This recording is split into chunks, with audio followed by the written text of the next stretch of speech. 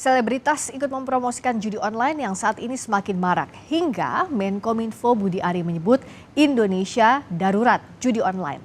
Lalu apa langkah yang harus dilakukan untuk menekan kasus judi online?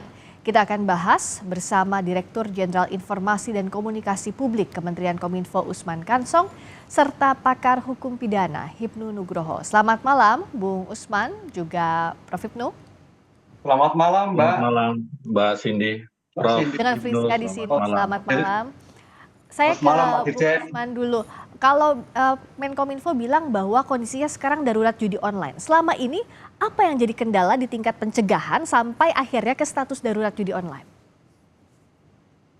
Iya, saya kira pencegahan dari sisi pemerintah sudah kita lakukan melalui literasi digital. Nah, mungkin di sini ya kita perlu juga partisipasi masyarakat secara luas untuk pencegahan judi online ini, misalnya melalui edukasi. Orang tua mengawasi, mendidik, katakanlah seperti itu anak-anaknya supaya jangan terlibat judi online atau orang sekitarnya, keluarga begitu. Karena kalau kita lihat dari sisi ekonomi ini kan ada supply and demand ya. Dalam arti bahwa judi online ini berkembang sampai tingkat darurat seperti dikatakan Menkominfo karena ada pasarnya di negara kita begitu. Karena itu saya kira literasi digital dalam konteks judi online ini perlu kita lakukan bersama-sama. Nah, Kominfo sudah merancang satu program bagi anak-anak pelajar ya SMA begitu untuk kita edukasi, kita literasi, kita akan masuk ke sekolah-sekolah begitu karena memang hasil identifikasi baik aparat kepolisian maupun PPATK termasuk Kominfo sendiri ini korban judi online, artinya pelaku pemain begitu ya yang terjerat ini sebagian besar dari kalangan menengah bawah ya, bahkan ada anak-anak sekolah ya, dia mulai SMA itu Karena dari kecanduan. gawai ya, mudah sekali dijangkaunya. Bung Usman, tapi bicara Iya, karena soal mudah tadi dijangkau, ini ada ya, di genggaman kita ya, begitu kan. kan itu satu literasi digitalnya kalau pencegahan. Tapi bicara soal penindakannya sejauh ini misalnya upaya yang sudah dilakukan blokir. Tapi blokir ini kan masih banyak jalan tikus yang ditempuh, banyak ganti nama, domain, atau bahkan menggunakan VPN. Sejauh ini apakah bisa dikatakan kewalahan pemerintah untuk mengejar begitu pelaku judi online yang juga banyak akalnya? Iya, saya kira ini kan karena kemudahan teknologi ya.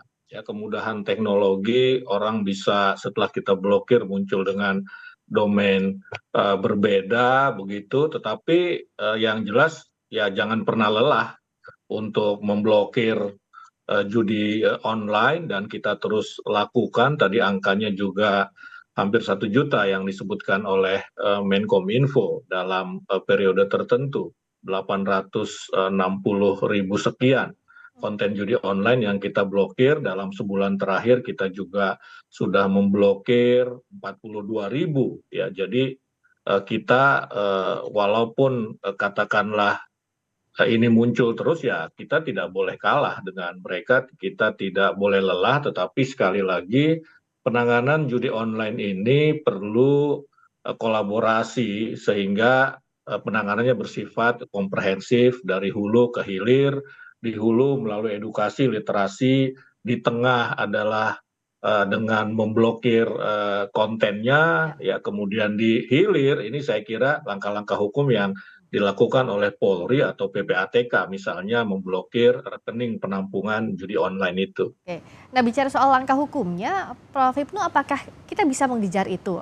Payung hukum yang kita punya, regulasi yang kita punya, termasuk sistemnya juga apakah bisa mengejar cepatnya atau banyaknya juga akal pelaku judi online ini, terlebih lagi untuk yang jadi korban juga mereka adiktif gitu ya, terkena adiksi, ingin terus mencoba judi online di gadget masing-masing, di gawai masing-masing. Bagaimana kalau Prof. Hipnu lihat ini? Sangat bisa, Mbak. Karena judi online itu adalah menggunakan dengan teknologi. Suatu yang berbasis teknologi gampang sekali diungkap dengan digital forensik. Sekarang pertanyaannya, kalau memang keadaan darurat, bagaimana kesiapan Polri untuk betul-betul melakukan suatu tindakan terhadap penangkapan-penangkapan judi online. Karena apa? Payung hukumnya sudah jelas. Kalau menggunakan online itu adalah kita lihat di dalam pasal 45 ayat 2, pasal 27 ayat 2, Undang-Undang IT mentransmisikan judi online. Satu. Kemudian di dalam KUHP juga demikian juga. Ancamannya adalah ada yang 7 tahun, ada yang 4 tahun kalau KUHP. Oleh karena itu kalau perkembangan seperti ini dalam keadaan darurat, saya kira ini suatu yang sangat luar biasa.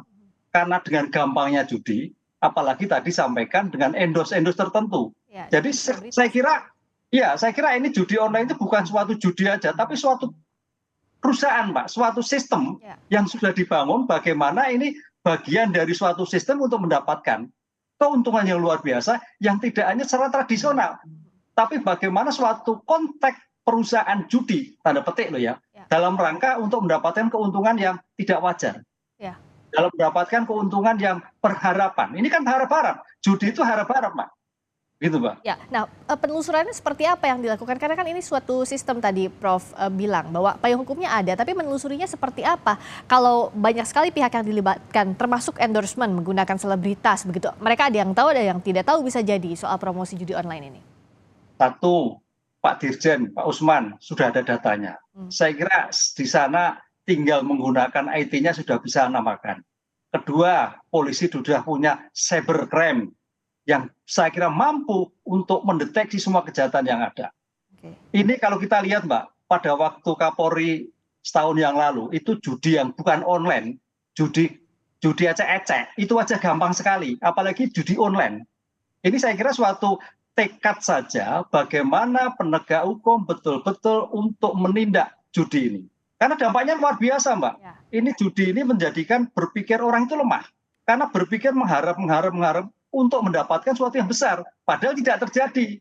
Apalagi dengan konsep suatu sistem yang baik, ada dengan selebritas dan sebagainya. Orang tertarik, bukan tertarik judinya, tertarik orangnya untuk melakukan suatu kegiatan perjudian tadi. Ini yang saya kira suatu kampanye judi dalam tanda petik yang harus betul-betul dihentikan.